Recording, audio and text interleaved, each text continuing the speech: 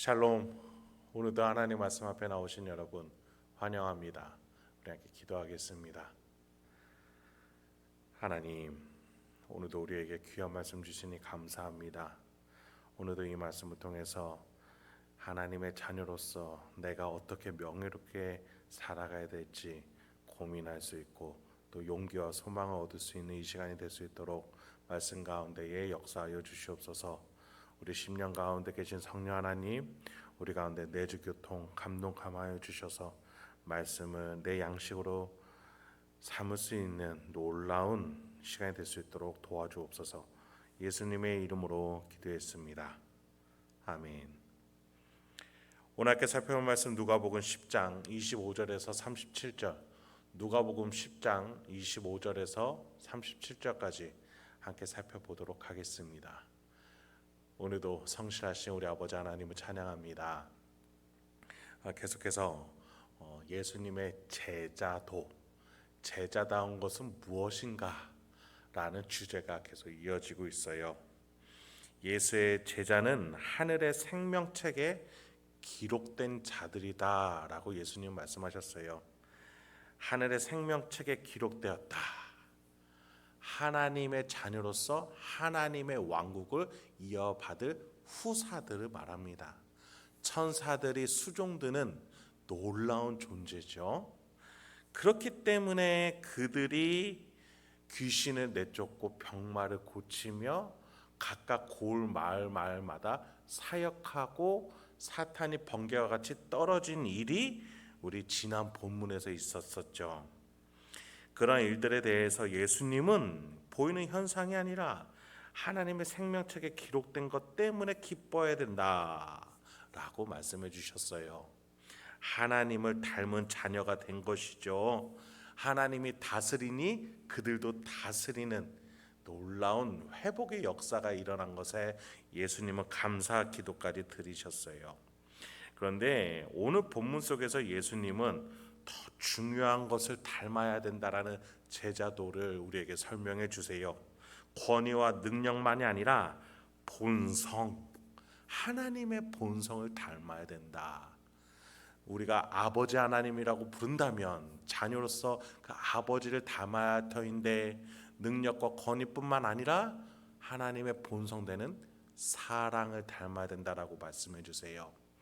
우리 아버지 하나님, 성삼위일체 하나님으로서 세 분이 사랑으로 한 분으로 계십니다. 그 사랑을 우리 자녀들이, 제자들이, 저와 여러분이 닮아가는 오늘 이 시간이 되길 소망합니다. 본문 25절부터 29절 먼저 보죠. 어떤 율법교사가 일어나 예수를 시험하여 이르되, 선생님, 내가 무엇을 하여야 영생을 얻으리이까?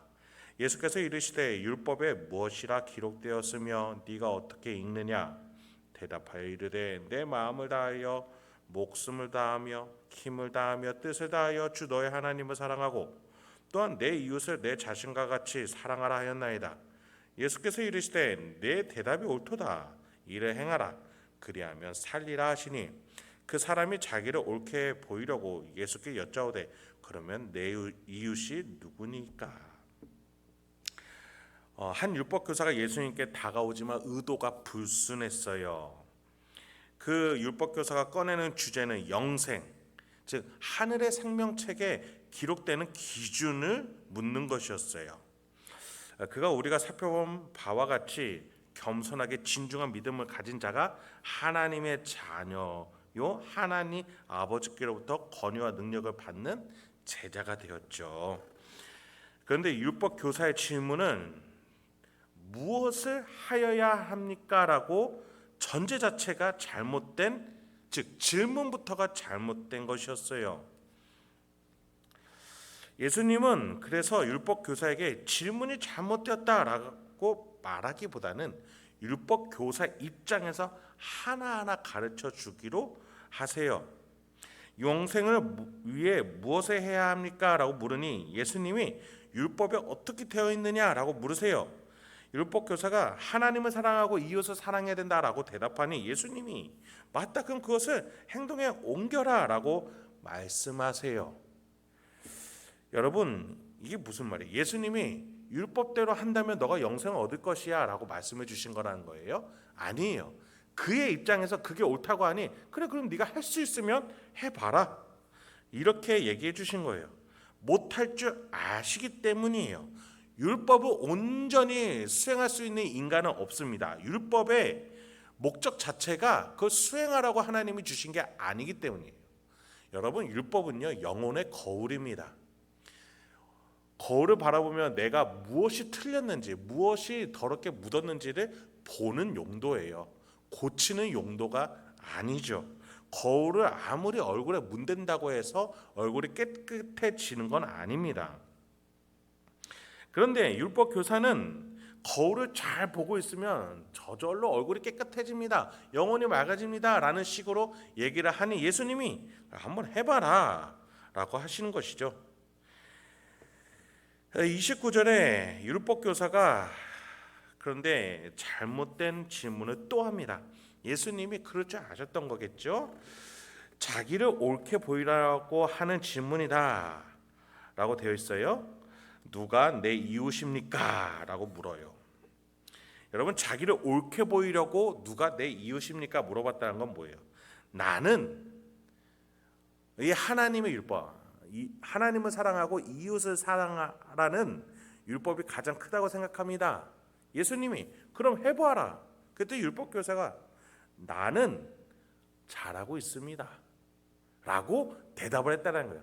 자기를 옳게 보이려고 누가 내 이웃이겠습니까? 예수님이 이러한 자가 너의 이웃일 거야. 나는 그렇다면 다 잘 지키고 다 사랑하고 있습니다 예수님 이라는 것을 예상하면서 이 질문을 던졌다라는 거예요. 율법 교사가. 참 교만하기 짝이 없죠.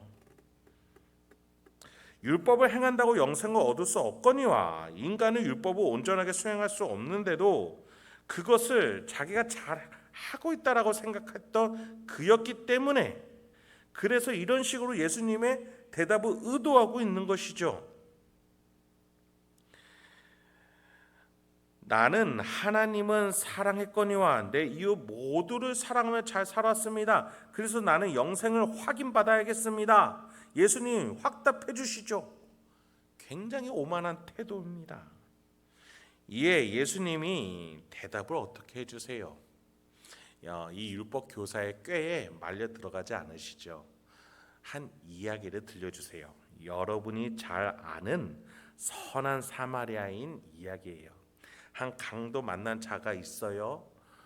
그 산속에서 강도를 만나니 굉장히 음침하고 또 사람이 오가지 않는 곳이었겠죠.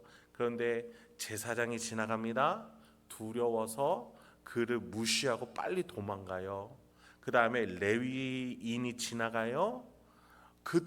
자기도 강도 만날까 봐 빨리 도망가요.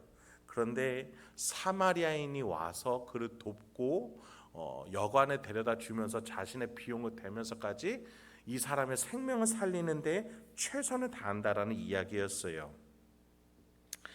여러분, 예수님이 이 이야기를 왜 드시는지 무엇을 말하고자 하시는지 한번 생각해 보길 소망합니다. 여러분, 율법 교사는요 자신을 기준으로 해서 사랑할 대상을 선을 긋고 있었어요. 자기가 그래서 지금까지 충분히 사랑하며 살아왔다라고 확신하고 있으니 영생도 지금 주어졌다라고 생각하는 것이죠. 즉 나는 사랑의 마일리지를 잘 쌓아왔습니다라고 말하고 싶은 거예요. 그런데 예수님은 이렇게 말씀하시는 거죠. 율법 교사야, 너의 인생이 아직도 앞으로 남아 있는데 앞에 둔 인생에 내가 들려줄 이야기와 같이 불의의 사고로 누군가 너의 곁에서 도움을 청하는 이웃이 등장한다면 너는 그를 사랑할 수 있겠냐? 과연 그 사랑이 너의 마음에 있느냐? 너는 그를 과연 사랑할 자신이 지금도 있다라고 확신하고 있다는 말이냐?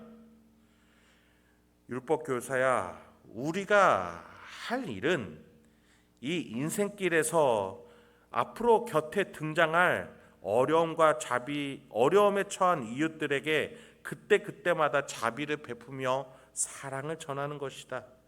영생은 마일리지를 쌓아서 얻는 것이 아니라 이렇게 자비를 베풀며 사랑하며 살아가다 보면 어느샌가 깨닫게 되는 것이다. 내가 자비를 베풀 수 있는 이유는 하나님이 주신 영생, 그 샘솟는 사랑이 있기 때문에 내가 이것을 하는 것이구나 라면서 깨닫는 것이다. 이렇게 예수님이 해설해 주신 거예요. 그런데 여러분, 아까 제사장과 레위인이 예시로 들으신 이유는 율법 교사를 염두에 두고 등장을 시키셨던 것이죠. 반대로 마지막에 자비를 베푼 사마리아인을 등장시키신 이유는 뭐예요? 율법 교사가 이웃으로 취급도 하지 않는 무리였죠. 예수님은 너희가 인간으로조차 보지 않는 사마리아인이라 할지라도 그도 하나님의 자녀가 될 수 있으며 이 안에 있는 하나님의 자비로 누군가에게 사랑을 베풀며 영생을 확인할 수 있단다. 말씀에 가깝고 성전에 가깝다라고 하는 너희는 오히려 그 마음에 비어 있으니 오히려 너희야말로 영생이 없는 자로서 결과가 나타날 수 있단다. 그러한 경고를 주시기 위해서 이런 등장인물을 제시하신 것이죠. 예수님 입장에서 율법 교사는 자신이 사랑하고 싶은 자만 사랑하는 자였어요. 그것은 사랑이 아닙니다. 자신이 멋대로 만든 종교적 의무감을 충족시키기 위한 대상자들로서 사용할 뿐이었어요. 자신의 공로를 조금씩 쌓기 위한 도구였던 것이죠. 제 멋대로 이렇게 하면 천국에 갈 수 있다라고 멋대로 만든 구원의 체계에 이 도구들을 사용하는 거예요. 사람이 아니라 천국에 가기 위한 종교적 의무감을 해소하기 위한 도구로서 그 대상자들을 사랑했다라고 말하는 것밖에 안 되는 거예요. 그래놓고 나는 구원받은 백성입니다 라면서 자위하며 예수님께 확답을 얻고 싶은 거죠. 예수님 보십시오. 나의 행위는 이렇게 무흠합니다. 나에게 영생을 확답해 주시기 바랍니다. 그 의도로 율법교사가 왔던 거예요. 그런 점에서 이 비유를 통해 우리는 예수님이 말씀하시는 제자가 과연 어떤 자인지 다시 돌아봐야 하겠습니다. 앞으로 만나게 될 또 하나의 다른 사랑의 대상이 언제나 우리 앞에 주어질 수 있음을 우리는 기억하고 있어야 합니다. 영생은 내가 얻는 것이 아니라 하나님이 이미 주셨고 우리는 사랑할 대상들을 사랑하면서 하나님이 주신 사랑을 확인하며 그 사랑으로 그들을 대하는 거예요. 그럴 때 우리가 나는 영생을 얻은 자구나 하나하나 발견해 나가는 것이죠. 내가 마일리지로 쌓기 위해서 사랑하는 것과 하나님이 주신 사랑으로 사랑하면서 영생을 확인하는 것은 종이 한 장처럼 보이지만 그 실제는 엄청난 간극으로 벌어져 있는 것이지요. 우리는 사랑하면서 그 영생을 하나하나 발견해 나가는 겁니다. 우리의 교만은 그 영생을 찾지 못하게 합니다. 이 시점에서 다시 한번 생각하게 됩니다. 율법 교사는 과연 영생을 확신했다면 예수님께 다가왔겠는가? 그렇죠. 지금 다시 생각해 보면 율법 교사는 자신 안에서 여전히 드는 영혼의 가급함과 공허함, 영생에 대한 불확신 때문에 예수님께 이렇게 찾아왔던 거예요. 예수님, 제발 나에게 영생이 있다라고 말씀해 주십시오. 예수님이 그에 대해서 알고 계셨던 거예요. 율법 교사야, 영생은 그렇게 알 수 있는 게 아니야. 시작점이 달라. 시작점 자체가 틀린 거야. 사랑을 먼저 하렴. 그러면 영생을 확인하게 될 것이야. 여러분, 우리가 지금 전도 작정자들을 하나하나 기도하면서 우리가 찾고 있습니다. 그 태신자들을 한 명 한 명 찾고 있습니다. 여러분, 우리가 그들을 사랑하면서 가장 크게 유익할 수 있는 것은 바로 우리 자신이라는 사실을 잊지 마시기 바랍니다.